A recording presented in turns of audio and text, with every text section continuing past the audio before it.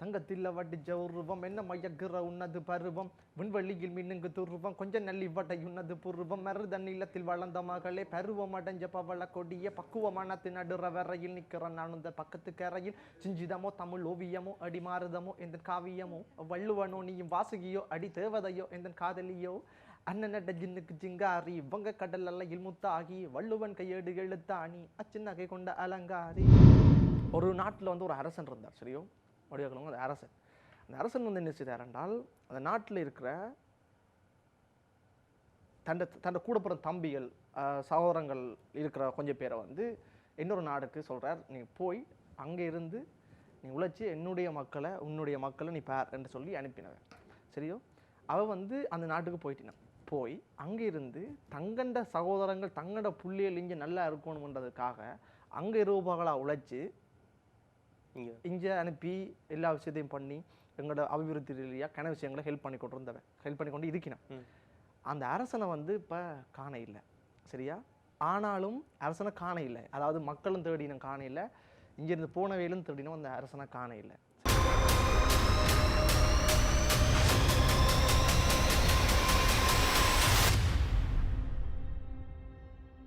நீங்கள் இந்த துறையில் எதிர்கொண்ட சவால் என்ன? எவ்வளோத்தை தாண்டி வந்து நீங்கள் எவ்வளோ எதிர்ப்பை சந்திச்சு எல்லாத்தையும் தாண்டி வந்திருப்பீங்கல்ல, அதை பற்றி எப்படின்னு சொன்னால் எல்லா துறைகள்லையுமே ஆரம்ப காலகட்டத்தில் ஒரு அடி இருக்கும். எப்படி சொல்றது, இப்போ யாராக இருந்தாலும் ஒரு விஷயத்தை ஃபர்ஸ்ட்டாக போய்க்கல ஒரு விஷயம் அச்சீவ் பண்ணணும் ஓடிக்கல. ஆரம்ப காலகட்டத்தில் உங்களுக்கு முன்னுக்கு எப்படியும் ஒரு 4 பேர் இருப்பாங்களோ, வளர்ந்துருப்பின மட்டும் அவையில் வந்து எப்படின்னா சில கை எப்படி இருக்குமென்றால் அப்படியே வளர்த்து விடுவோம் இந்த பொடி என்ன என்ற ஒரு தோட்டில் இருக்கும். சிலாக்களை மேலே எப்படி இருக்குமாண்டா இல்லை வளரக்கூடாது அப்படின்னு இருக்கும். எந்த லைஃப்பில் நடந்த சம்பவம் எப்படி என்றால், நான் யார் கை கொடுப்பினமன்னு நினச்சி கை நீட்டினோ அவ கையை தட்டி விட்டவ, யார் கை நீட்டமானவன் நினச்சினோ அவையில் வந்து ஹெல்ப் பண்ண மீன் தூக்கி விட இல்லை, ஆனால் எனக்கு சப்போர்ட்டிவாக இருந்தவ, இல்லை தம்பி இதை பண்ணு இது செய்யாண்டு. அப்போ அந்த விஷயத்தில் எனக்கு ஒரு பெரிய ஒரு சவால் எப்படி என்றால், யாரை நம்புறது இந்த உலகத்தில் என்ற ஒரு விஷயம். நான் ஒரு ஆளை நம்புகிறேன், இல்லை இவ தான் இப்போ செய்வினம்னு நினைச்சோன்ற மைண்டில் இருந்து ஒர்க் அவுட் பண்ணுறேன். யார் வளர்க்கணும்னு நினைக்கிறோம் அவையில் வளர்க்குறதுக்கு உதவி செய்யலை, அப்படி ஒரு விஷயம் இருந்தது. அப்போ இந்த மைண்டில் எப்படி இருக்குன்னு சொன்னால், நீங்கள் ஏறணும்னு சொன்னால் அதுக்கு நீங்கள் தான் உழைக்கணும். அதில் 1000 பேர் அடித்தாலும் சரி இன்னும் சரி. உதாரணம் சொல்ல போனால், இப்போ என்னோட வளர்ச்சி அப்படிலாம் பில்டப் பண்ண மாட்டேன். நான் என்ன சொல்கிறேன்னால், என்னுடைய பாதையை நீங்கள் பார்த்துக்கின்றாலே தெரியும் ஓரளவுக்கு எப்படி போய் சேரலாம்ன்ற ஒரு வேயில் எப்படி போகலாம்ன்றது தெரியும். ஏன்னா ஆரம்ப காலகட்டத்தில் ஒரு ஃபோனை மேசையில் வச்சுட்டு முன்னுக்கு மேலே மடித்து தான் பாடி ஃபஸ்ட்டு வீடியோ அப்படி தான் போட்டுறேன். அதுக்கு பிறகு என் ஃப்ரெண்ட்ஸோடு சேர்ந்து பாட்டு ஸ்டூடியோவில் செய்ய துவங்கி ஒரு நார்மலாக ஒரு சாம்சங் ஃபோனை ஸ்டார்ட் பண்ணி ஒரு ஐஃபோன் வேணுனேன். அதுக்கு பிறகு கேமராவில் வாங்கினேன். அதுக்கு பிறகு வெளியில் விஷுவல் ஷூட் பண்ண போனேன். இன்றைக்கு ஒரு பாட்டு செய்கிறதுக்கு விஷுவலுக்கு மட்டும் 24 லட்சம் 25 லட்சம் ரூபா முடியுது. ஆரம்ப இடத்துல 3000 ரூபா 4000 ரூபாய்க்கு தான் ஒரு பாட்டு விஷுவல் செய்கிறதுக்கே இருந்தது. ஸோ அப்படி ஸ்டார்ட் பண்ணி இப்போ இப்படி வந்திருக்கேன் என்றால், அப்போ அதுக்கு ஒரு பாதை இருந்திருக்குமല്ലോ. அந்த பாதை எல்லாரும் பார்த்தாலே ஒரு ஈஸியாக வரலாமன்ட்டு என்னுடைய நம்பிக்கை. மற்ற இப்போ என்ன பின்னோட தம்பி மாதிரி இருக்காங்க, பேர் கேட்டுக்கொண்டிருப்பேன், அண்ணா லைக் உங்களை மாதிரி வேறு வேணும். அப்போ நான் சொல்லுவேன் எப்படி என்றால், கலைத்துறையில் சாதிக்கணுமன்றத ஒரு கையில் வச்சிரு, உன்னுடைய பர்சனல் லைஃப்பில் நீ அச்சீவ் பண்ணணும் படிப்புன்றதை ஒரு கையில் வச்சிரு. ரெண்டும் கையில் இருந்தீங்கன்னா தான் ஒரு ஸ்ட்ரென்த். என்ன ஒரு கை விழுந்தாலும் மற்ற கையால் அவனு பண்ணலாமன்றது. ஏன்னா நான் இப்போ தான் படித்து முடித்தேன் நான் டிகிரி. அப்போ நான் ஏன் அதை கட்டாயமாக அம்மா படிக்க சொல்லி கட்டாயப்படுத்தின வீட்டுக்காரர் அம்மா அப்பா வந்து கட்டாயம் படிப்போன்றதை சொன்னதை தாண்டி நான் படிக்கணும்னு நினச்சேன். நான் ஏனென்றால் நாளைக்கு நான் ஒரு முன்னுதாரணமாக இருக்கல, பாய்சன் படிக்கலை, படிப்பை கவனிக்கலை, சும்மா பாடிட்டு இருந்தது என்ற ஒரு விஷயம் சொல்லக்கூடாது. மற்றது கலைத்துறை வந்து தேவை, ஒரு வாழ்க்கையில் வந்து கலைத்துறையும் இருக்கிறது நல்ல நினைக்கிறேன். ஸோ கடந்த இந்த சவால்கள் அது ஒரு பல விதமாக இருக்குது. அதில் பற்றி கதைச்சு கவலையான விஷயங்களை கொண்டுறவனா வழியில் என்றதால நான் சின்ன விஷயமா சொல்லிட்டேன், ஸ்மூத்தாக இவ்வளோ விஷயம் தான் இருக்குது என்ற சொல்லிட்டு போயிடுறேன். இப்போ நீங்கள் வந்து இப்படி நிறைய வதந்திகள் வரும், நிறைய பேர் இப்படி எல்லாமே எதிர்ப்பு தெரிவிக்கணும் தானே, இப்படி வளர்ந்து வர்றேன்னா கஷ்டம் தானே. அப்போ அந்த நேரத்தில் நீங்கள் மனம் உடைஞ்சிருக்கிறீங்களா, இல்லை வேணாம்ப்பா இந்த பாட்டே வேணாம், இந்த இதெல்லாம் பாடவே மாட்டேன் அப்படின்ற மாதிரி யோசிச்சிருக்கீங்க? அப்படி எல்லாம் யோசிச்சிருக்கிறேன். பாட்டு வேணாமன்ட்டு யோசிச்சதை தாண்டி மனமுடைவாக இருக்கைகள் எல்லாம் எனக்கு இருந்த ஒரே ஒரு ஆயுதம் வந்து முருகன் தான். நான் வந்து ஒரு முருகன் என்றால் கொஞ்சம் சென்டிமெண்ட். அப்போ இருந்தாலும் முருகா நீயும் பார்த்துக்கொள்ளன்ற டிக்டாக்ல எல்லாம் அடிக்கடி பார்க்கக்கூடியதா இருக்கும். நீங்கள் அந்த முருகன் காவடி எடுத்த வீடியோவும் இருந்தது. அப்போ எனக்கு முருகன் என்றால் அது ஒரு மாதிரி சென்டிமெண்ட் உண்டு, ஏனோ தெரியாது. என்னால் கணக்க கவலைகள் துன்பங்கள் கஷ்டங்கள் எல்லாம் இருந்த நேரமெல்லாம் நான் கும்பிட்ற ஒரே ஒரு இந்த வாயிலிருந்து தர ஒரு விஷயம், முருகா வேலை தான் கும்பிடுவேன். லைக் முருகா பார்த்துக்கொள்ளன்ட்டு கும்பிட்றேன். அதுக்கு பிறகு எனக்கு சொல்லப்போனால் ஒரு இனிமேல் ஒரு பெரிய தடையாக இருந்தாலும் இப்படின்றதுல அது இல்லாமல் போகும், அடுத்த வேலை நடக்கும். அப்படித்தான் எனக்கு நடக்கிறது. ஸோ அந்த என்னுடைய பாயிண்டில் வந்து அப்படி தோணாமல் இருந்ததுக்கு ஒரு ரீசன் வந்து முருகன் தான். ஸோ அதால் அவருக்கு தான் அந்த கிரெடிட். இப்போ சோஷியல் மீடியாவிலெல்லாம் இப்போ ட்ரெண்டாக கொஞ்ச நாள் ஓடிட்டு இருந்துச்சு அந்த பாட்டு, ரொம்ப ட்ரெண்டாக போனது. நான் கூட அதுக்கு நிறைய பாட்டு ரீல்ஸ் பண்ணி கூட போட்டிருக்கிறேன். அந்த அண்ணன் அந்த பாட்டு அவருக்கு எனக்கு படிக்கட்டுறீங்களா? ஓகே பாருங்க.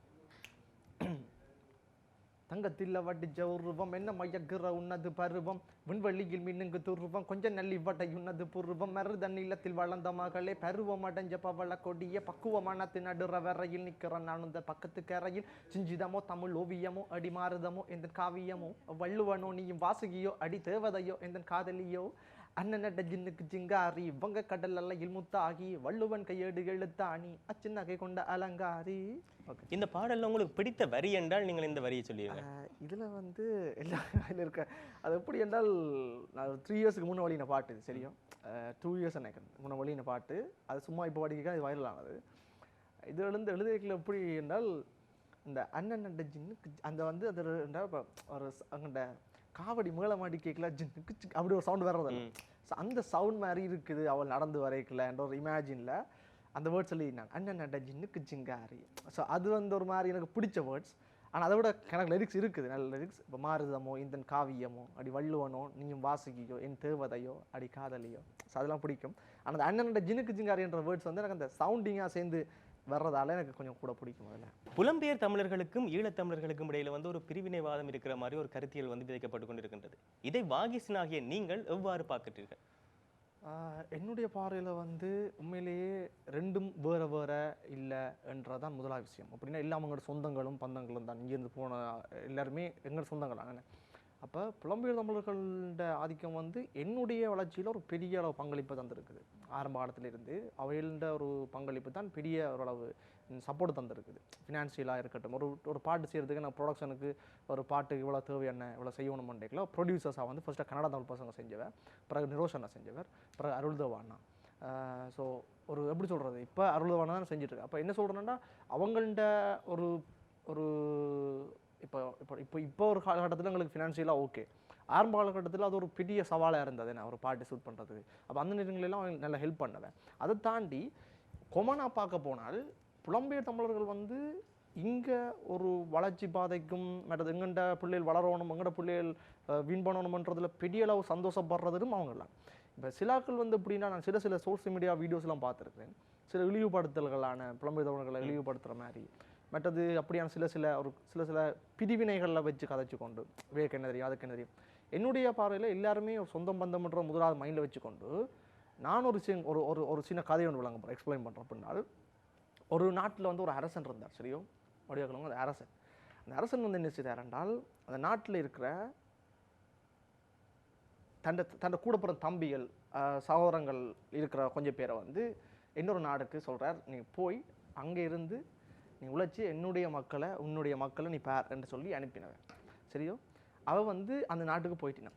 போய் அங்கே இருந்து தங்கண்ட சகோதரங்கள் தங்கண்ட புள்ளியல் இங்கே நல்லா இருக்கணுன்றதுக்காக அங்கே இரவுபகலாக உழைச்சி இங்கே அனுப்பி எல்லா விஷயத்தையும் பண்ணி எங்களோட அபிவிருத்தி ரீதியாக கன விஷயங்களை ஹெல்ப் பண்ணி கொண்டு இருக்கினான். அந்த அரசனை வந்து இப்போ காண இல்லை, சரியா? ஆனாலும் அரசனை காண இல்லை, அதாவது மக்களும் தேடினும் காண இல்லை, இங்கேருந்து போனவையிலும் தேடினோம் அந்த அரசனை காண இல்லை, சரியோ? ஆனாலும் அவன் மனசில் அந்த அரசனும் மனசில் இருக்கிறார், அரசன் சொன்னதும் மனசில் இருக்குது. இன்று வரைக்கும் அந்த விஷயத்தை பண்ணி கொண்டிருக்கணும். அவர்களுடைய மனதில் அரசன் இருக்கிறார், விளங்குதோ? இப்போ இதே சம்பவம் தான் இங்கே நடந்து கொண்டிருக்குது.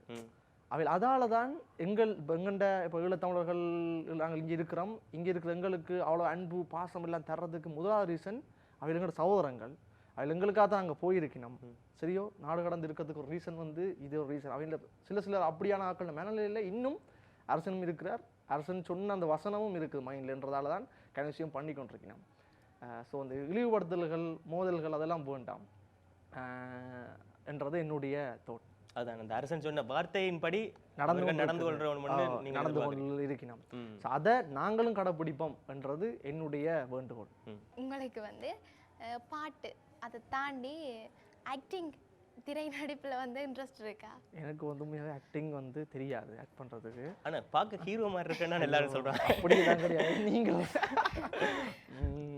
அப்படியெல்லாம் கிடையாது என்ன. ஆனால் அடுத்த அப்டேட் அது ரிலேட்டட் தான் இருக்க போகுது. 2025ஆம் ஆண்டு ஒரு பெரிய ஒரு விஷயமும் நடக்க போகுது. ஸோ நான் அப்டே பண்ணுறேன். அது நீங்கள் கேட்ட விஷயமாக தான் இருக்கும். ஆனால் என்ன பிரச்சனை என்றால் எனக்கு அதில் உடன்பாடு பெருசாக இல்லை. ஆனால் அது செய்யணும்ன்றதால அது பெரிய ஆப்பர்ச்சுனிட்டின்றதால அந்த விஷயத்தை ஓமன் சொல்லியிருக்கிறேன். ஸோ 25ஆம் ஆண்டு ஃபர்ஸ்ட் லான்ச்சோட சந்திக்கிறேன். இனி என்ன பாடல்கள் உங்களுடைய எதிர்கால பாடல்கள் ஏதாவது நீ சொல்லிசை சார்ந்த பாடல்கள் ஏதாவது வெளியாக முன்னா எதிர்பார்க்கலாமா? இப்போ நான் வந்து ஒரு பாட்டு ரிலீஸ் பண்ணுறது வந்து சடனாக ரிலீஸ் பண்ண மாட்டேன். இப்போ எப்படி சொல்கிறது, ஒரு 2 மாதத்துக்கு ஒருக்கா பாட்டு 3 மாதத்துக்கு அப்படி செய்ய மாட்டேன். எனக்கு வந்து மைண்டில் தோணணும் பாட்டு ரிலீஸ் பண்ணணும்னு. அது தோணும் வரைக்கும் ஜாலியாக தான் இருப்பேன், என்ஜாய் பண்ணிட்டு சுற்றிட்டு இருப்பேன்.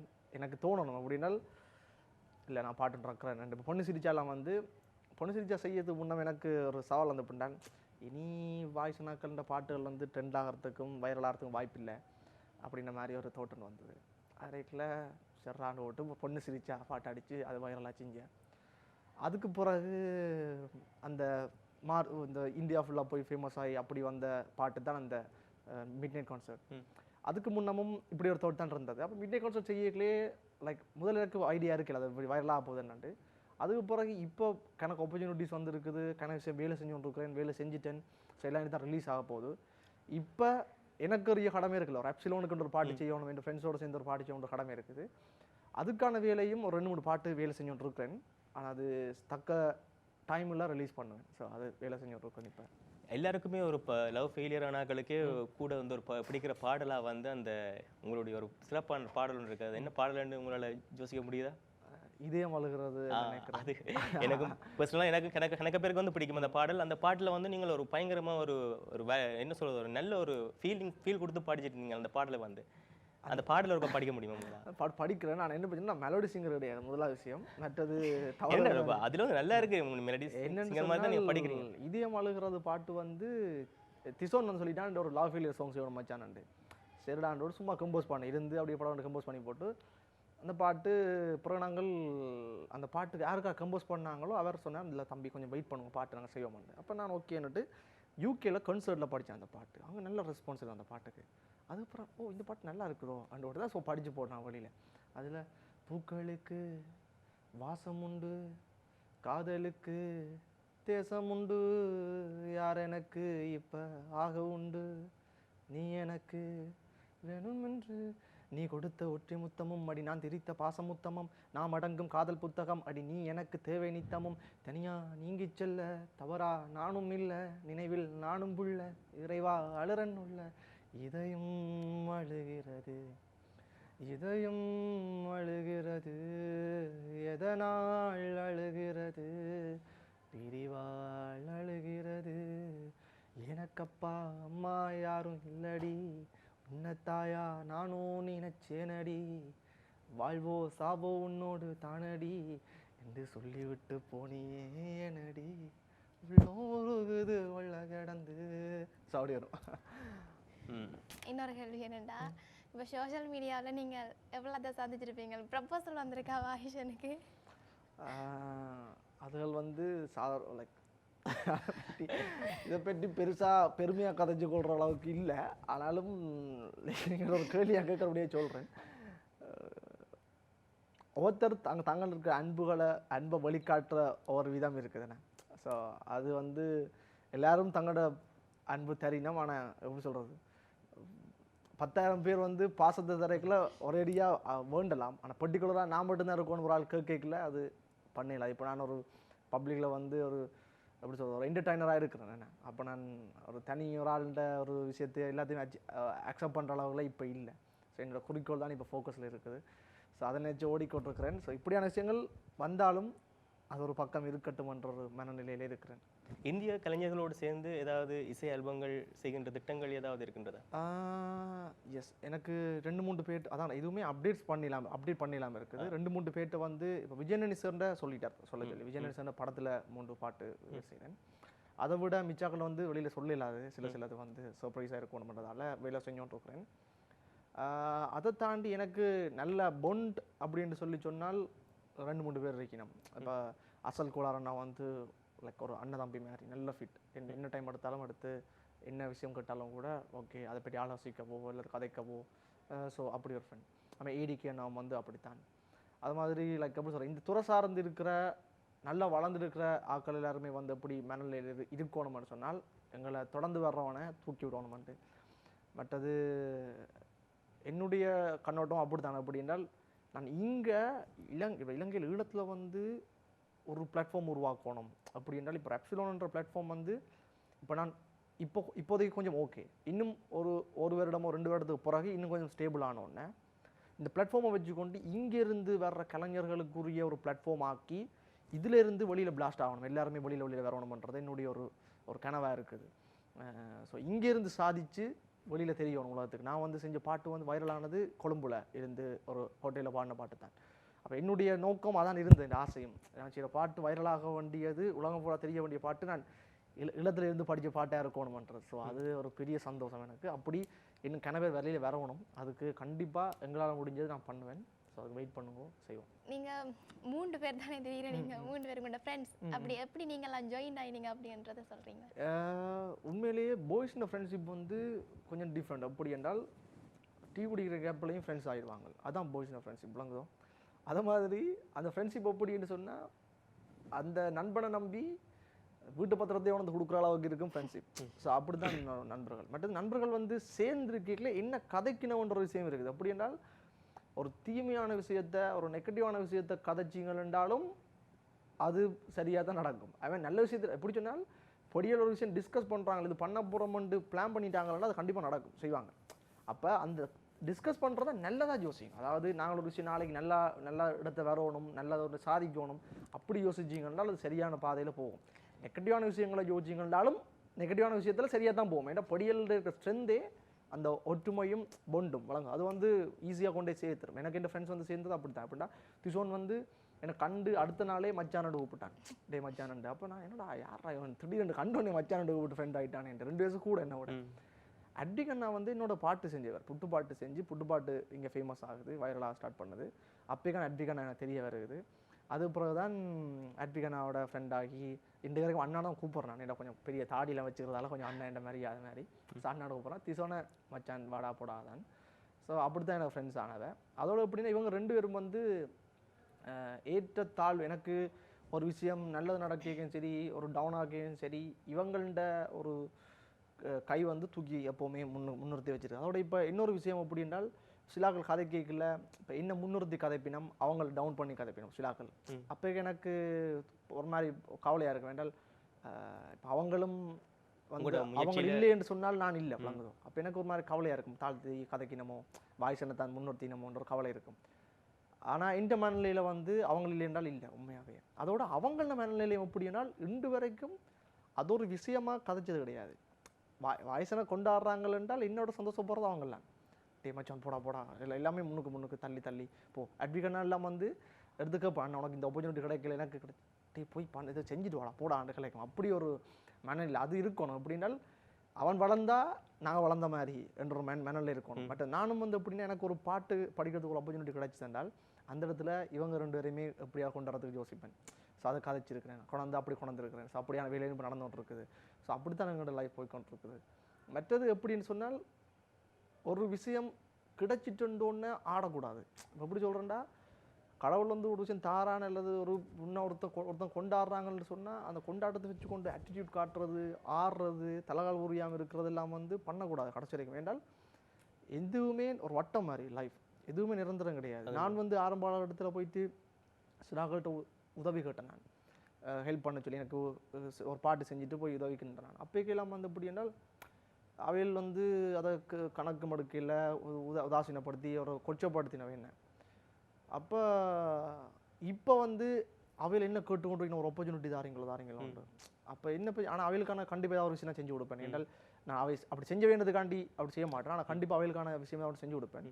அவையில் அதை ஃபீல் பண்ணி சொன்ன மன்னிச்சு கொள்ளுங்க அப்படி மன்னிக்க ஒன்றுமே கிடையாது. அவங்களோட சிச்சுவேஷன் அப்படி செஞ்சிட்டீங்க. ஆனால் இதே திரும்ப நீங்கள் பண்ணக்கூடாது. ஏன்னு சொன்னால் ஒரு பழமொழி இருக்குது, குதிரையோட குணம் அறிஞ்சு தான் கொம்பு கொடுக்குறீங்கன்னு சொல்லுவீங்க. அது மாதிரி கடவுள் வந்து ஒருத்தன்ட்ட ஈஸியாக ஒரு விஷயம் கொடுக்க மாட்டாங்க. அதை கொடுத்தா நாங்கள் சரியாக கையால் தெரியாட்டிக்கு அது வேஸ்ட்.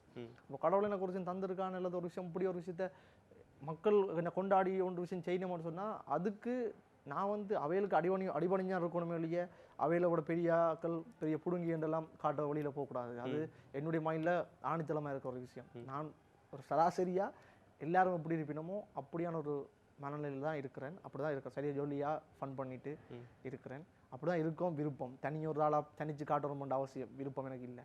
ஸோ அப்படி இருக்க தான் ஆசைப்பட்றேன். ரீசெண்டாக ஒரு நியூஸ் உண்டு, ஃபேக் நியூஸ் வந்து வைரலாகி பரவிட்டு இருந்தேன். என்னென்னா வாய்ஸனும் ஃப்ரெண்ட்ஸும் பிரிஞ்சுட்டாங்க அப்படின்னு. பிரிஞ்சுட்டாங்களா அப்படின்ற மாதிரி. அதுக்கு நீங்கள் என்ன அதுக்கு இல்லை அப்படி ஒரு நியூஸ் வருது என்றால் அது ஒரு ப்ராங்க் வீடியோவாக இருக்கும். என்ன தெரிஞ்சு நான் இந்த நண்பர்களை விட்டு பிரிஞ்சுட்டேன்னு சொன்னால் அது ஒரு ப்ராங்க் வீடியோவாக தான் இருக்கும். ஏன்னு சொன்னால் நான் என் ஃப்ரெண்ட்ஸை விட்டு எந்த சந்தர்ப்பத்திலையும் பிரிய மாட்டேன். அது எந்த பெரிய பிரச்சனை இருந்தாலும் பிரிய மாட்டேன். அது நான் எந்த மாடலையும் நான் அடி சொல்லுவேன். அவங்க போக விட மாட்டேன், நானும் விட்டு போக மாட்டேன் எந்த ஒரு சுச்சுவேஷன்லையும். ஏன்னு சொன்னால் அவங்க வந்து நண்பர்கள் இல்லை, என்னுடைய சகோதரங்கள். எனக்கு என் அண்ணா என் அக்கா எனக்கு எப்படியோ அது மாதிரி தான் எனக்கு அவங்க ஒரு அண்ணா ஒரு ரெண்டு பேருமே ஒரு அண்ணன் தான் எனக்கு அண்ணன் சகோதரம் மாதிரி. நான் போகிறனாலும் என்ன விட மாட்டாங்க, விட்டு கொடுக்க மாட்டாங்க, அவங்களும் விட்டு போக மாட்டாங்க. 4 வருஷம் நாங்கள் சர்வை பண்ணுறோம். நீங்கள் யோசிச்சு பாருங்க 4 வருஷத்தில் எவ்வளோத்தை பார்த்துருப்போம்ட்டு. அதாவது எவ்வளோ பிரிவினைகளை உருவாக்கி இருப்பாங்களோ எவ்வளோ பிரச்சனை வந்திருக்கும். சில விஷயத்துக்கு உங்களுக்காண்டி நான் சில விஷயத்தை தூக்கி எறிஞ்சிட்டு வந்திருக்கேன். சில ஒரு ப்ரொடக்ஷனையே வேணாமட்டு விட்டு நான் என்ன ரீசனுக்காண்டினால் நீ மட்டும் வா அவங்க வேண்டாம் ஒரு வழி பண்ணுவேன். நான் சொன்னேன் அப்பேக்கில் திசோண்ட கண்ணிலேருந்து கண்ணீர் வந்தது, அழுதவன். ஸோ அப்பேக்கு நான் சொன்னேன் எனக்கு பாட்டு கூட தேவையில்லை, நீ சொல்லு எல்லாம் விட்டு வாரேன்னு சொல்லி திசோன்னு சொன்னான்டா எல்லாம் விட்டுறேன் போனா எனக்கு என்னது ரீசனுக்காண்டினால் ஒன்றுமே இல்லாத வாய்ஸனுக்கு அப்போ கையில் இருந்தது திசோன். அப்போ நான் இப்போ ஒன்றும் இல்லை தான் திசோன் இல்லை என்றால் அப்போ நான் அதைத்தான் மைண்டில் வச்சுக்கேன். அப்படின்னால் எனக்கு ஒன்றுமில்லாத விஷயத்தை உருவாக்குறது அவன் இருந்தவனண்டா நாளைக்கும் எனக்கு ஒன்றும் இல்லாமல் போனால் அவன் தான் எனக்கு தேவை ஒழிய இந்த மிச்ச யாருமே கிடையாது. ஸோ எனக்கு அவன் தான் தேவை. ஸோ அதுதான் பாசம் பொண்டுன்றது. ஸோ அதால் அந்த இடத்த விட்டு கொடுக்க மாட்டேன். அதுதான் அட்விக் அண்ணாக்கம். எந்த இடத்துலையுமே அந்த பிரிவினையோ இதிலோ எங்களுக்குள்ள இருந்ததும் இல்லை. அந்த ஏற்றத்தாழ்வுகளும் மனநிலையில் இருந்ததில்லை. எப்படின்னா இருக்க சான்ஸ் இல்லைன்னா திசோனுக்கு ஒரு பர்டிகுலர் சர்க்கிள் ஒரு ஃபேன் பேஸ் இருக்குது எனக்கு தெரியும். திசோனுக்கு வந்து ஒரு கேர்ள் ஃப்ரெண்ட்ஸ் கூட அவனுக்கு தான் தெரியும், அவனுக்கு ஒரு ஃபேன் பேஸ் இருக்குது. அட்விகண்ணாக்கு வந்து புட்டுப்பாட்டில் இருந்தே ஒரு பேஸ் இருக்குது. அதோட அட்விகண்ணா வந்து எப்படின்னு சொன்னால் அவள் வந்து ஒரு ஆக்டர் என அவருக்குரிய சர்க்கிளுக்குள்ள அவர் தன்னுடைய என்டர்டைன்மெண்ட் செஞ்சு அவர் வச்சுருக்கார். என்னுடைய பார்வையில் வந்து ஃபேன்ஸ் ஆடியன்ஸ் ஃபேன்ஸ் அப்படின்ற ஒரு ஃபேன்ஸ் ஒரு ரசிகர்கள்ன்ற ஒரு மனநிலை தாண்டி எல்லாருமே ஒரு ரசனையாளர்கள். எப்படி சொல்கிறது எப்படின்றால் ஒரு எங்களை வளர்க்குற ஒரு சப்போர்ட்டர்ஸை தான் பார்க்குறேன். என்றால் என்னுடைய தனிப்பட்ட ஒரு என் வியூவில் எப்படி இருக்குன்றால் அவர்கள் வந்து ஒரு ஃபேன்ஸாக மூவ் பண்ணுறது கிடையாது. அவங்களுக்கு சொன்ன மாட்டேங்க என்னோட கதைக்கிறாங்களாம் வந்து உரிமையாக கதைப்பினோம். வாடா போடா தம்பி அப்படி தான் கதைப்பாங்க. தம்பிடே நீ இது பிடிச்சியாத தம்பி உடனே ஒரு வந்து வாடா போடா அந்த ஒரு பொண்ட் ஒன்று வந்துடுமா அண்ணன் தம்பி ஆயிடுவாங்க. என்ன ரீசன்னு சொன்னால் அவையில் எல்லாரும் தங்கட வீட்டில் இருக்கிற ஒரு தம்பியாக தான் என்ன வாய்ஸனை பார்க்குறாங்க. இதான் உண்மையான ஒரு பெரிய ரீசன். அப்படின்னா வாய்ஸன் திசோன் அட்விகெல்லாம் வந்து தங்கட வீட்டுக்குள்ளே இருக்கிற பிள்ளை தண்டை புள்ள வளருது என்றதான் அவன் மைண்ட் செட். அப்போ அதுக்கு நான் இல்லை நீங்கள் மரியாதை தான் கதைக்கணுமோ அதெல்லாம் எதிர்பார்க்கவும் மாட்டேன்டா. அப்படி நீங்கள் நிற்கிறது தான் என்னுடைய வளர்ச்சின்னு நான் பார்க்குறேன். ஸோ எனக்கு அதெல்லாம் நோமல். அதோட இந்த நீங்கள் நிற்கிறது அந்த வதந்தி எல்லாம் அதெல்லாம் ப்ராங்க் வீடியோ தான் இருக்கும். அப்படி ஒரு விஷயம் வந்து ஃப்ரெண்ட்ஸ் பிரியன்னு சொன்னாங்க. அப்படி நடக்காது. நாங்கள் உங்களை ஸ்க்ரீனுக்கு முன்னாடி இப்படி பாட்டு பாடிட்டு ஜாலியாக ஃபன் பண்ணிட்டு இருக்கிற அப்படி ஒரு வாய்ஸனை தான் பார்த்துருக்குறேன். ஸ்க்ரீனுக்கு பின்னாடி அப்படி நீங்கள் அப்படி தானே ஜாலி டைப் தானே? அப்படி ஸ்க்ரீனில் பார்க்குற வாய்ஸனும் நேரில் இருக்கிற வாய்ஸனும் சரியான டிஃப்ரென்ஸ் இருக்குண்டு என்னுடைய சினிமாட்டோகிராஃபர் ரஜி அண்ணா வந்து எப்படின்னு சொல்லுவார் என்றால் அவர் தான் இன்னும் அவர் சொல்ல குழந்தைன்னு சொல்லுவார். குழந்தை பிள்ளை மாதிரி இருக்கிறேன் நீ என்று. ஏன்னு சொன்னால் எனக்கு கம்ஃபர்டபுளான ஆட்கள்கிட்ட என்னோடய பாசமாக இருக்க ஆட்கள்கிட்ட நான் கொஞ்சம் லைக் சின்ன பிள்ளை மாதிரி தான் இருப்பேன். என்ன ரீசன்னு சொன்னால் ஸ்க்ரீனில் நாங்கள் பார்க்குற வாய்ஸன்ன்றது வந்து ஒரு என்டர்டைனர். அதுக்கு ஸ்க்ரீனுக்கு பின்னால் அதை உருவாக்கிக்கல என்ன உருவாக்கினதுக்குன்ற ஒரு டீம் இருக்குது. இப்போ என் அண்ணாவாக இருக்கட்டும், ரெஜி அண்ணாவாக இருக்கட்டும், அவட என்னோட ஸ்டார்டிங் இந்த ஜீவராஜன் என்ற ஃப்ரெண்ட் ஒருத்தன் ராஜீவன் அப்படி இந்த ஃப்ரெண்ட்ஸ் எல்லாரும் வந்து என்ன உருவாக்கியிருக்காங்க. அதாவது எப்படின்னு சொன்னால் அவங்களுக்கு தான் தெரியும் வாய்ஸ் நேரண்டு. அப்போ நான் என்ன சொல்கிறேன், நான் பார்த்தது எல்லாமே வந்து சொந்தங்களும் பந்தங்களும் தான். அப்போ எனக்கு வந்து இந்த ஸ்க்ரீனில் ஒரு மாதிரி இதில் ஒரு மாதிரி அப்படின்றது வந்து எப்படின்னா நான் ஸ்க்ரீனில் தான் ஆக்ட் பண்ணுறேன் உண்மையாகவே. அதாவது ஸ்க்ரீனில் இருக்கிற வாய்ஸ் வந்து வேறு, நிஜ வாழ்க்கையில் கொஞ்சம் வித்தியாசம் தான், கொஞ்சம் டிஃப்ரெண்ட்டாக தான் இருக்கிறேன். எப்படி என்றால் கொஞ்சம் சென்டிமெண்டான டைப், கொஞ்சம் டிஃப்ரெண்ட். ஆனால் சிலாக்கள் என்ன செய்யணும் என்றால் பாட்டு வழியை பார்த்துட்டு சில எனக்கு என் காதுக்கு நானே கேள்விப்பட்டிருக்கிறேன், ஆட்டிடியூட் கூட மதிக்க மாட்டார். ஸோ அப்படி ஒரு ரெண்டு மூணு கதை செய்யணும் உண்டு. ஆனால் இன்னும் யாருமே விட்டு கொடுத்து கதைச்சிருக்க மாட்டேன். இப்போ ரீசெண்டாக கூட ஒரு விஷயம் ஒரு அண்ணாவை சொல்லியிருந்தால் எனக்கு முன்னுக்கு இப்படி கதைக்கிறாங்க, நான் விட்டு கொடுக்கல ஆண்டு. நான் சொன்னேன் அவையில் வந்து இப்போ என்னோட நேர கதை கேட்கணுமோ அப்பயே கதை மறந்து வேணும், வாய்ஸ் அப்படி இல்லைன்றதை என்னோட நேர கதை கேட்கல மறந்து வேணும். ஆனால் நீங்கள் அப்படி நிற்கிறது அது உங்களோட பிரச்சனையும் கிடையாது. என்றால் அது சிலாக்களோட பார்வையில் சிலது அப்படி தான் ரியாக்ட் ஆகும். வாய்ஸ் என்ன வாய்ஸ் இப்படி அடிட்டு காட்ட மாதிரி இருக்குது அப்படி தோணும் சிலாக்களை. ஸோ அது பிரச்சனை இல்லை, அதாவது என்ன மனநிலையில் தோன்றதானே, அது நார்மல். பட் வாய்ஸன் வந்து ஸ்க்ரீனுக்கு பின்னுக்கு கொஞ்சம் ஜாலியாக, ஸ்க்ரீனில் பார்க்குற வாய்ஸும் ஜாலியான வாய்ஸும் கிடையாது. அது வந்து சீரியஸாக பாட்டு செய்யணுமென்றதால இருக்கிறேன். ஸ்க்ரீனுக்கு பின்னுக்கு இருக்கிற வாய்ஸ் வந்து கொஞ்சம் ஜாலியாக, கொஞ்சம் சென்டிமெண்ட்டாக, எல்லாரோடையும் ஃப்ரெண்ட்லியாக அப்படியான வாய்ஸும் தான். ஸோ அப்படி தான். மற்ற ஸ்க்ரீனுக்கு பின்னுக்கு நான் கணக்கு வேலையில் செய்வேன். அப்படின்னா இப்போ ஒரு லைட்ஸ் அரேஞ்ச் பண்ணணும்னா கூட போயிட்டு ஹெல்ப் பண்ணுவேன். ஸோ அப்படி தான் என்ற மனநிலை. என்றால் அப்படி தான் ஸ்டார்ட் பண்ணேன் பாட்டு செய்யக்கல. நானே போயிட்டு கேமரா செஞ்சு போய் நானே கேமராவில் பார்த்து எப்படி இருக்குதுன்னு தான் ஸ்டார்ட் பண்ணேன். இப்போ எல்லாம் ப்ரொஃபஷனலாக போயிட்டு இருக்குது. ஆனால் அப்படி தான் ஸ்டார்ட் பண்ணபடியே எனக்கு இப்போ வந்து ஹெல்ப் பண்ணி கொடுக்குற மைண்ட் செட் அதெல்லாம் இருக்குது. ஆனால் வந்த பாதையை இன்னும் நான் மறக்கலைன்னு நினைக்கிறேன், மறக்கவும் கூடாதுன்னு தான் நினைக்கிறேன், மறந்துடக்கூடாதுன்ட்டு. ஸோ உங்களோட ஃப்ரெண்ட்ஸ் சர்க்கிள்ஸ் வந்து எவ்வளவுக்கு இருக்குன்னு நீங்கள் நினைக்கிறீங்க? அதிகமான ஃப்ரெண்ட்ஸ் எனக்கு ஒரு காலத்தில் ஃப்ரெண்ட்ஸ் வந்து ஊருக்கு போட்ட ஃப்ரெண்ட்ஸ் இது சொல்கிறேன், இத்தனை பர்த்டே பார்ட்டி வேறும் எல்லாரும் ஃப்ரெண்ட்ஸ் ஆக்கிடுவேன், எல்லாரோடையுமே கதைப்பேன். மற்றது எப்படின்னு சொன்னால் ஃப்ரெண்ட்ஸுக்கு முந்தி கூட இப்போ எனக்கு இந்த ஃப்ரெண்ட்ஸ்ன்னு சொல்லி சொன்னால் ஒரு கை விட்டனலாம் 4 பேர் 5 பேர் தான் இருக்கணும் கை கொடல. ஏன்னு சொல்ல அந்த ஃப்ரெண்ட்ஸ் எல்லாம் எங்கே போனோன்னு தெரியல, எங்கே இருக்கிறாங்கன்னு தெரியல. ஒரு ஃபன் பண்ணுற காலத்தில் இருப்பாங்க, அப்புறம் ஒரு மாதிரி விட்டு போயிடணும் இருக்க மாட்டோம். ஆனால் நான் இன்றைக்கும் கண்டா என் ஃப்ரெண்ட்ஸுக்குரிய பாசம் மரியாதை எல்லாத்தோடையும் தான் நான் அவங்களோட இருக்கிறேன். ஸோ அது இருக்குது. அதை விட எனக்கு ஃப்ரெண்ட்ஸ் ஆகல. இப்போ நான் இந்த சோஷியல் மீடியாவில் ஒரு வீடியோ பார்க்குறேன், தட்டி போய்க்கல ஒருத்தன் நல்லா வீடியோ பண்ணுறானண்டா அவனை உடனே ஃபாலோ பண்ணுவேன். அப்படி இல்லைன்னு சொன்னால் உடனே போய் ஒரு மெசேஜ் பண்ணிடுவேன், நீ நல்லா பண்ணுற இதை பண்ணுன்னு சொல்லி. இப்போ நான் ஆண்டையிலேருந்து இருக்கேன் அப்படி தான். உதாரணத்துக்கு சிந்து நான் ஒன்றுக்கு இருக்கா கேளுங்க. ஸோ அவருக்கு தெரியும் என்றால் அவையிலும் யூடியூப் செய்யக்கல நான் காய்ச்சிருக்கிறேன். அப்போ நான் வந்து அப்படி தான் என்ன எப்படி கரெக்ட் என்றால் ஒருத்தர் நல்லா பண்ணினா கண்டிப்பாக ஏதாவது ஒரு விஷயம் என்னால் முடிஞ்சதை போயிட்டு சொல்லி விடுவேன். எனக்கு சொல்கிறது ஒருத்தர் இருக்கு இல்லைல்ல, அப்போ அதெல்லாம் நான் சொல்லுவேன், இது பண்ணுங்க இது செய்யுங்கோ என்றதை போய் சொல்லுவேன். அவையோட ஃப்ரெண்ட்ஸ் ஆயிடுவேன். அதோட எப்படி என்றால் எல்லாரோடையும் கொஞ்சம் சுமூகமாக கதைக்க தோயினா நல்லா கதைப்பேன், எல்லாரோடையும் சுமூகமாக கதைச்சி பழகக்கூடிய ஆள் தான். அந்த கதைக்க ஸ்டார்ட் பண்ணுறது தான் பிரச்சனை, கதைக்க ஸ்டார்ட் பண்ண மாதிரி கொஞ்சம் அமைதி, அந்த சந்தர்ப்பம் வந்து கிடைக்கும். மற்றபடி கதைச்சால் அப்படியே நல்லாவே கதைப்பேன். இன்னைக்கு வந்து நீங்கள் நிறைய விஷயம் வந்து எங்களுக்கு ஷேர் பண்ணியிருந்தீங்க, எல்லாம் சொல்லியிருந்தீங்க. இப்போ கடைசியாக நாங்கள் ஒரு பாட்டு பாடி காட்டுங்க எங்களுக்கு, பவித்ரா பாட்டு, அந்த பாட்டு இருக்கா பாடி காட்டுறீங்களா? அதுவும் ரொம்ப ட்ரெண்டாக பண்ண பாட்டு.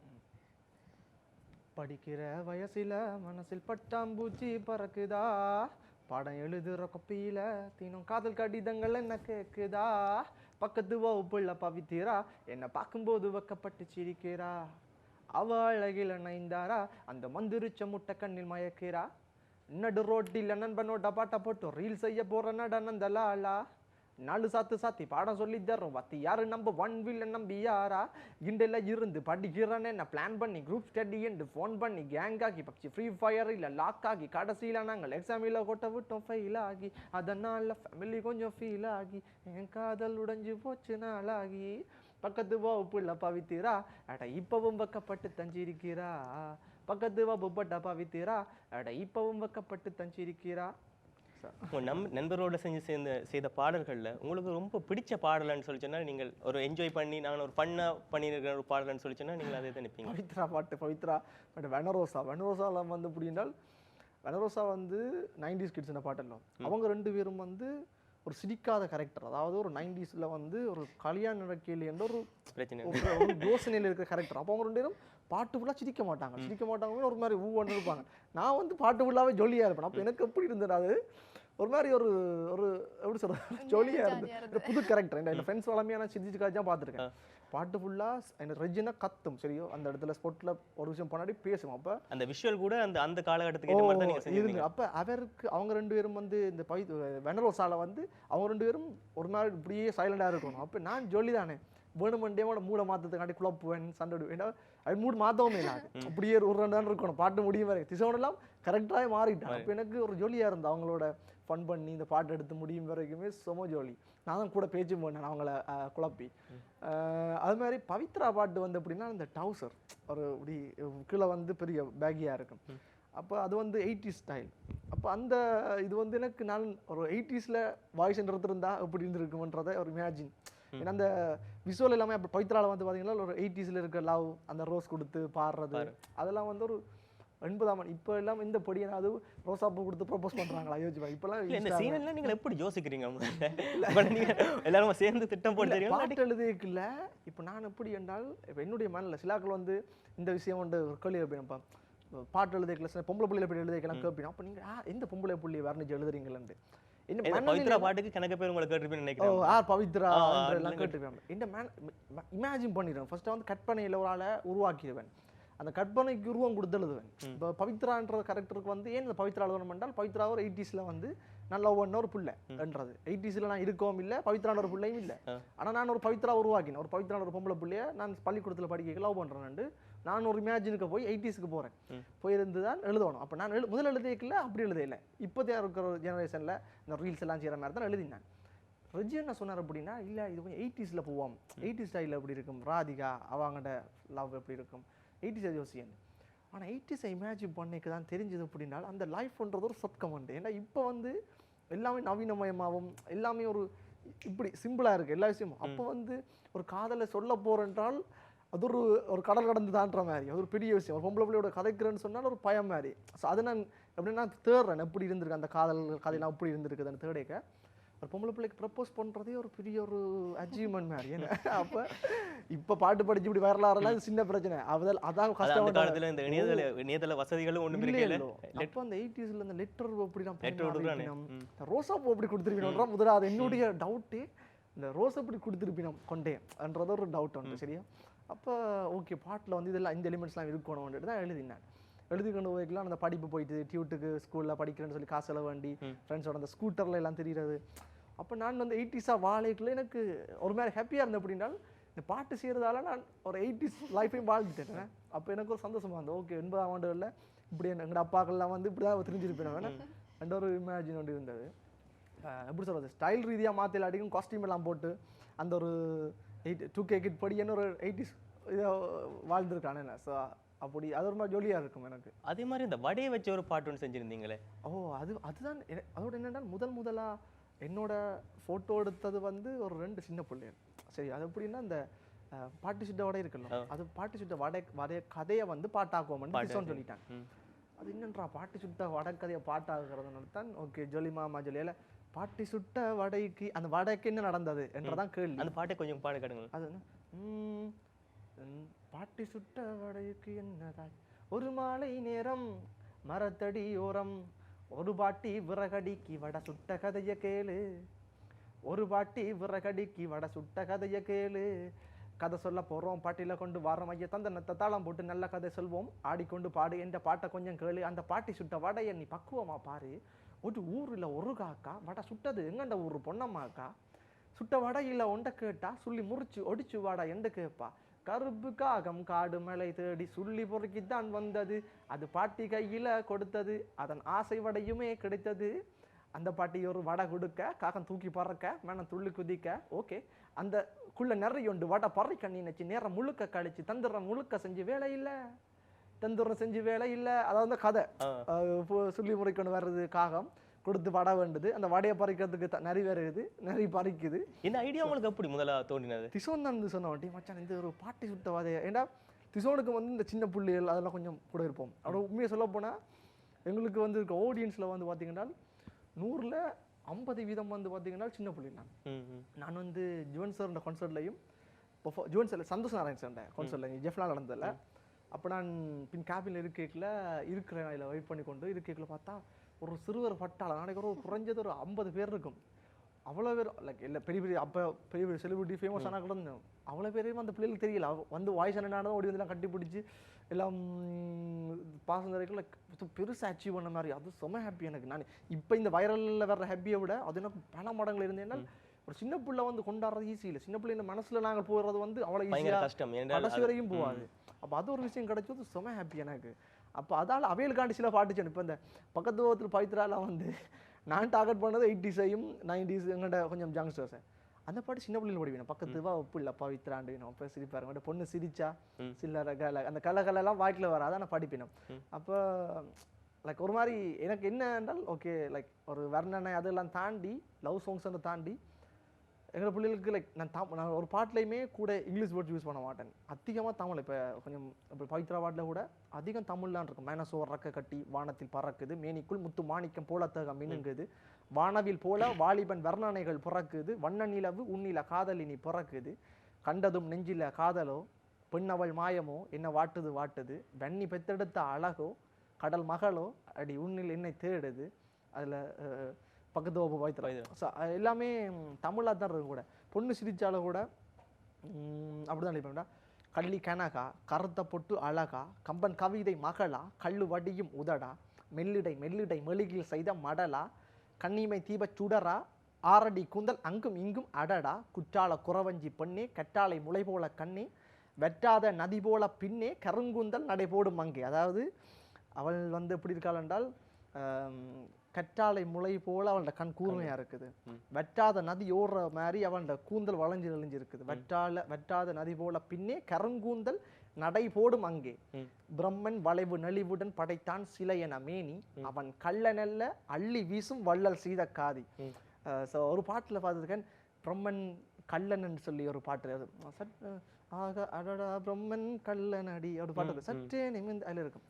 அப்போ என்ன பிரம்மனை கல்லன்னு சொல்லிட்டாங்க. பிரம்மன் கல்லன்லாம் கிடையாது அவன் வந்து அள்ளி கொடுக்குற வள்ளல் மாதிரி. அவன் பிரம்மன் வளைவு நெளிவுடன் படைத்தான் சிலை என மேனி அவன் கள்ளனல்ல அள்ளி வீசும் வள்ளல் சீத காதி ஆண்மனங்களின் அறுவடைக்கென தூக்கணம் ஒரு சோடி அவள் போர்ப்படைகளை வழிநடத்துகிற வாயுடையவள் ராணி. அதாவது ஆண்மனங்கள் நம் மனமெல்லாம் வந்து பொம்பளை பிள்ளை இந்த தூக்கணம் செஞ்சேன்னா அதில் அப்படியே ஸ்தம்பிச்சு போயிடும். ஸோ அங்கே அறுவடை பண்ணிடுவாள் லைக் கவர்ந்துருக்கணும் தூக்கணத்தில் இருக்கு. ஸோ தூக்கணம் ஒரு சோடி அவள் போர்ப்படைகளை அதாவது போர்ப்படையை வழிநடத்துறன்றது வந்து ஒரு பெரிய விஷயம். அதை அந்த அரசன் தான் வழிநடத்துவாங்க. அந்த அரசனையே கண்ட்ரோல் பண்றதுக்கு ராணி அலையிலும் ராணியோட வாயால். ஓகே ஸோ போர்ப்படைகளை வழிநடத்துகிற வாயுடையவள் ராணி செயலைக்குள் உள் உள் அந்த செந்தாமரை பூவை நான் சொல்லாம கொல்லாம அள்ளி எடுக்க போறேன்னு பஞ்சனையில் அந்த போசன் துவங்கும். அது கொஞ்சம் அவர் அட்விகனாக பிடிச்சி வச்சுன்னா கொஞ்சம் 80+ இருக்கட்டும் வேர்ட்ஸ் லிரிக்கல் கொஞ்சம் ஒரு எப்படி சொல்ல சில பாட்டுகள் இருக்க மாட்டோம் அப்படி இருக்கணும்ட்டு சரி ஓகேன்னு அந்த பஞ்சனையில் பால் பலம் இருக்கு வந்தது.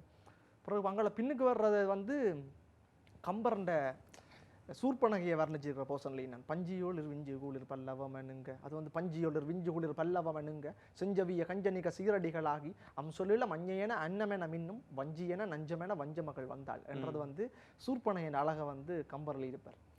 அப்போ உண்மையாக சொல்ல போனால் வாய்சனுடைய காதலி வந்து சூர்பனகை.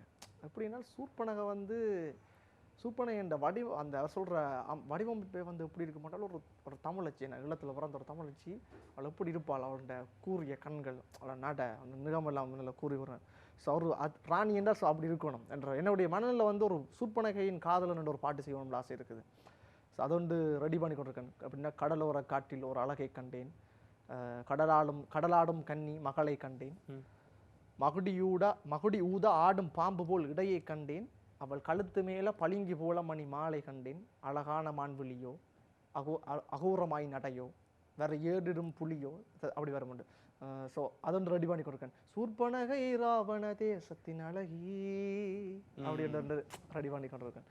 உங்களுடைய பாடல்கள்ல அதிகம் அந்த ராவண தேசம் அதுகளை வந்து கூட நீங்க உங்களோட பாடல்கள் வந்து பயன்படுத்துறது வந்து அவதானிக்கக்கூடியதா இருக்கு. என்னென்றால் ராவணன் டாபிக் எனக்கு எப்படி என்றால் என்னுடைய பார்வையில் சொல்றேன். ஓகே நீங்கள் சிலாக்கள் வந்து ராமன் கடவுள் லைக் அப்படி ஒரு ராமனை கொண்டாடுற ஆக்கள் இருக்கிறீர்கள்.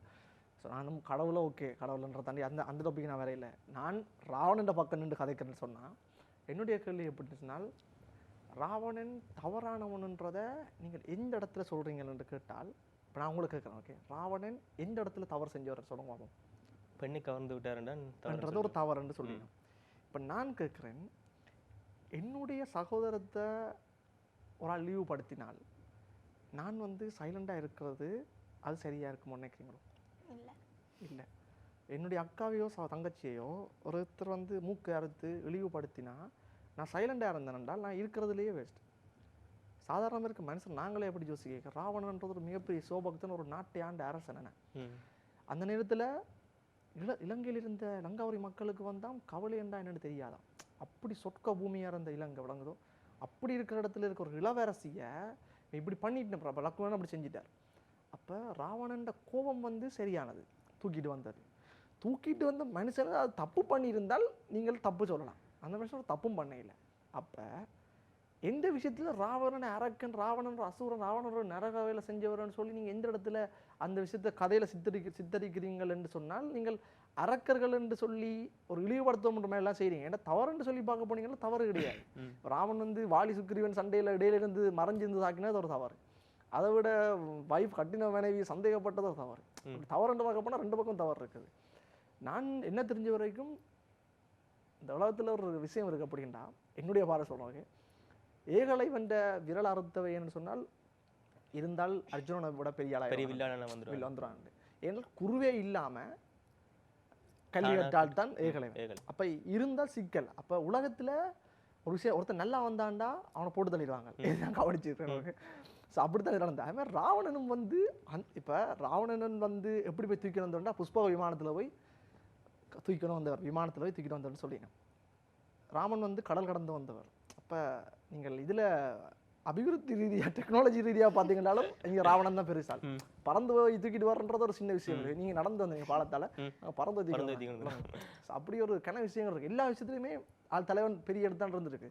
அப்போ அப்படி இருக்க ஒருத்தன் கூடாதுன்றதுக்கான மேபி அது உங்களுடைய பாடல்கள் அப்படின்னு உங்களை வந்து நான் ஒரு விஷயத்தை புரிஞ்சுக்கணும். நீங்கள் எவ்வளோ முறையான வந்து உங்களுடைய பாடல்களுக்கு பின்னால் ஒரு ஆழ்ந்த வரலாற்றை நீங்கள் கற்றுக்கொண்டு தான் அந்த பாடல்களை எழுதுறீங்களா? எழுதுறதுக்குள்ள யோசிப்பேன். எப்படின்னா இப்போ ஒரு 100 பேர் பாட்டு பார்க்கணுமெண்டா அதில் 5 பேர் வந்து கண்டிப்பாக தேடுவாங்க.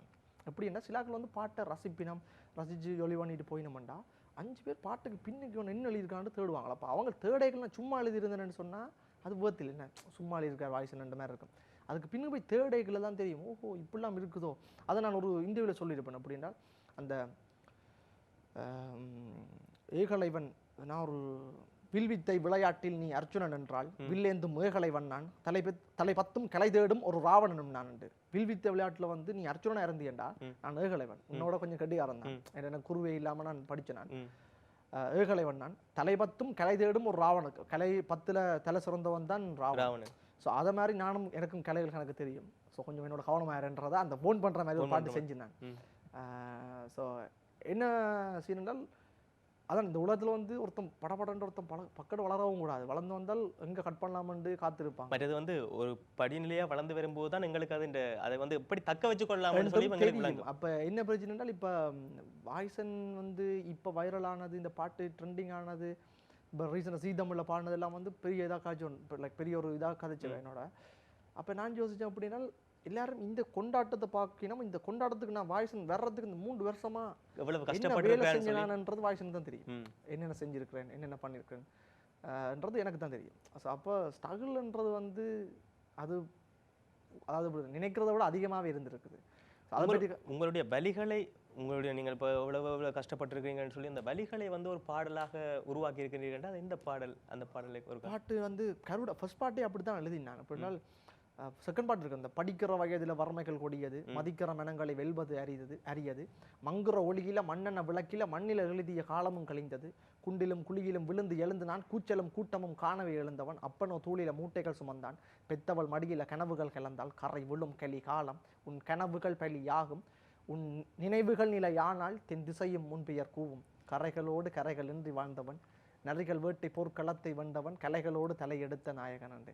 அதில் வந்து நான் வறுமையில வறண்டு கொடுமைகளை கடந்து கவலைகளை கலந்த கதையின் மகன், கலைமகளின் மடியில் உறங்குது என் கவிகள் திறமைகளின் சுவட்டில் ஓடுபவன், விண்வெளியில தெரிகிற சந்திரன், வளப்புறையில பிறந்தன புத்திரன், செந்தமிழ் மறை தந்தனல் வள்ளுவன், ஆசையில் நான் கவி வெள்ளமை பெற்றவன், தன் வினை தானே தன்னை சூடும், உன் கனவுகள் வாழ்வை பெறும், முதுகில விழுகிற எறிகணை அத்தனையும் புது வாழ்வை தரும். அதுக்கப்புறம் படிக்கிற வயதில் வறுமைகள் கொடியது. படிக்கிற காலத்துல வறுமை இருக்கிறது ஒரு கொடிய விஷயம். அது மாதிரி மதிக்கிற மனங்களை வெல்றது சரியான கஷ்டம் அறியாது. மங்குற ஒளியில மண்ணெண்ணெய் விளக்கில நான் ஸ்டார்டிங்ல வந்து மண்ணெண்ணெய் விளக்கு படிச்சேன். மண்ணெண்ணெய் விளக்கில மண்ணில எழுதி படிச்சு காலமும் கழிந்தது குண்டிலும் அப்படி அப்படி லிரிக்ஸ் எழுதி இருக்கிறேன். கருடாலயம் எழுதி இருக்கிறேன். அப்படின்னா சுடுகாட்டில தாண்டவம் ஆடுற ஈசனின் கைகளில் ஆடுற ராவண வீணை, செந்தமிழில் கவி தொடுத்து வாரன் கம்பன் கலை பெற்று பாடுற பிள்ளை, எள்ளி நகையாடும் கூட்டம் முன்பின்னே கேளிக்கையாய் பல வேடிக்கை காட்டும், வஞ்சகம் பொய் சூது களவு காமம் என்று பாவங்கள் தேடி போகும், பல்லக்கில் போற பிணங்களும் பாவங்கள் தேடும் மனங்களும் கல்லறை வாசலை தேடிய போகுது, காணல் தண்ணி போல் மாயங்களானது சுவை ஒளியுறு ஓசை நாட்டம், என் கவிகளும் கலந்து பேசும் போர் வலிகளை கண்ட தேசம், என் தலைமுறை கேள்வி கேட்கும், என் நாவும் உயிர் போகும் வரை பாடும், கலைத்தாகம் ஒரு நாள் நிறைவாகும், என் கதையும் வரலாறாய் மாறும், செந்தமிழும் ஒரு நாள் குடி ஏறும், சேர சோழ பாட்டனாண்ட பூமி பாடும் பொருளாய் என்னை தந்த சாமி, எந்தன் கலையில் சொல்லும் பொருளுமேந்தி பாட வந்த பாலன் ஒருவனாகி, வேடன் கையில தாங்கிய வில்லும் பாம்பின் வாயில விடமுறு பல்லும், சிறுவன் கை கொண்ட வரிகளும் சொல்லும், வாழ்க்கை வழிகளை களம் கண்டு வெல்லும். தோக்கக்கூடாது, தோத்தா வரலாறு இல்லாம சாகக்கூடாது. உங்களோட வரலாறும் நிச்சயம் ஒரு காலத்துல வந்து பதிக்கப்படும் இந்த தமிழ் சமூகத்தில் நான் நினைக்கின்றேன். என்றால் உங்களுடைய வரிகள் அந்த அளவு தூரம் ஒரு ஆழமானதாக இருக்கின்றது. தமிழ் இல்லாம அவ்வளோ அழகா இருக்கு. நீங்க அப்படியே நறுக்கண்டு அப்படியே அப்படி அழகா இருக்கு. அதுக்கு ஏதாவது நீங்க கிளாஸ் போயிருக்கீங்களா சின்னல? இல்ல என்றால் தமிழ் வந்து உச்சரிக்கிறது வந்து நான் அதான் சொன்னேன். அவங்க அண்ணா ஒரு பேச்சாளர், அண்ணா ஸ்பீச் பண்ணிக்கல கவனிச்சிருக்கேன்.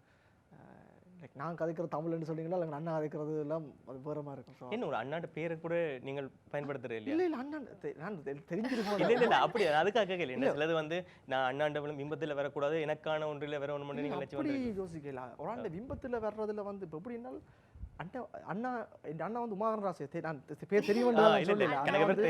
இல்லை உமாகரன் ராசியாண்ட தம்பி தான் நான். வாய்ஸன் அண்ணா உமாகரன் கிடையாது.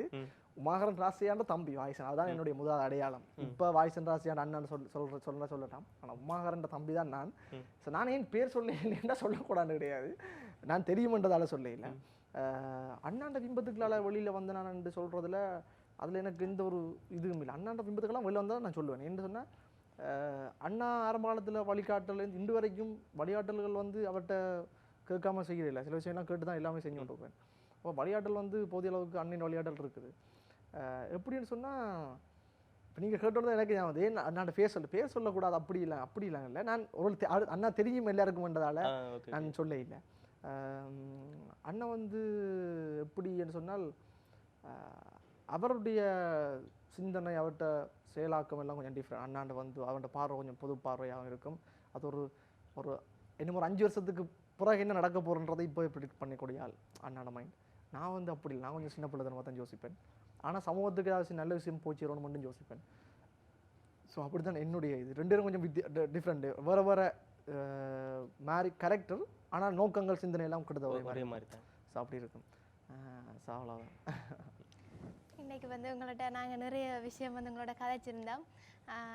அது மட்டும் இல்லாமல் வந்து எங்களோட அந்த ஈழத்து கலைஞரோட நாங்கள் கதைச்சு இன்றைக்கி அவரை பற்றி நாங்கள் நிறைய தெரிஞ்சிருக்கோம். ஆல்ரெடி அவரை பற்றி தெரியும் எல்லாருக்குமே. இன்னும் நாங்கள் அவரோட கதைச்சு இன்னும் நிறைய விஷயம், அவர் என்ன எப்படியான தடைகள்லாம் தாண்டி வந்தவர், எப்படியான எதிர்ப்பு எல்லாம் சந்தித்து வந்தவர் அப்படின்றத பற்றி அவரோட கேட்டு நாங்கள் தெரிஞ்சு வந்தோம். எங்களுக்காக நேரம் ஒதுக்கி எங்களோட கதைச்சதுக்கு நன்றி. என்னுடைய ஒரு ரிக்வெஸ்ட் அப்படி என்றால், நான் வந்து ஐபிசி தமிழில் தான் ஃபர்ஸ்ட் இன்டர்வியூ செஞ்சேன். நான் முதல்ல வந்தோடனே சொன்னேன். நான் அப்படின்னா #டேலண்டில் செஞ்சேன். நான் எதிர்வரும் காலங்களில் எங்கண்ட இங்கே இருக்கிற இடத்துல இருக்கிற ஆர்டிஸ்ட்டுக்கு இந்த ஐபிசி தமிழ் வந்து ஒரு நல்ல ஒரு பிளாட்ஃபார்மை கொடுத்துட்டு எனக்கு தெரியும். அது நடந்து கொண்டு இருக்குதுன்னு நம்புகிறேன். ஏன்னா நான் இதை பார்த்து கொண்டு இருக்கிறதால, இப்போ நான் இன்டர்வியூவில் பார்த்துட்டு இருக்கிறதால இதில் பார்த்துக்கொள்ளலாம் இருக்குது. அதை பண்ணி கொண்டு இருக்கிறீங்களா, அதை கண்டினியூ பண்ணுங்க. என்னால் என்ன மாதிரியான கலைஞர்களை வளர்க்குறதுக்கு மீடியான்றது ஒரு பெரிய சப்போர்ட். ஸோ கண்டிப்பாக அதை பண்ணணுமெண்டு என்னுடைய சார்பாக தாழ்மையுடன் கேட்டுக்கொள்கிறோம். எங்கள் ஆர்டிஸ்ட்டுக்கு நல்ல பிளேஸ்மெண்ட்டை கொடுங்கோ, நல்ல விஷயங்களை ஆப்பர்ச்சுனிட்டிகள் கொடுங்கோ. ஐபிசி தமிழ் நினைச்சால் கனெக்ஷன் செய்யலாம். ஸோ செய்யணுமன்றது என்னுடைய தாழ்மையான வேண்டுகோள். நன்றி. எங்கள் நிகழ்த்து கலைஞர் இன்னும் மென்மேலும் வளரணுமென்று நாங்களும் வேண்டிக் கொண்டு நிகழ்ச்சியை முடிக்கிறோம். மீண்டும் மற்றொரு காணொலியினோடாக உங்களை சந்திக்கலாம். வணக்கம்.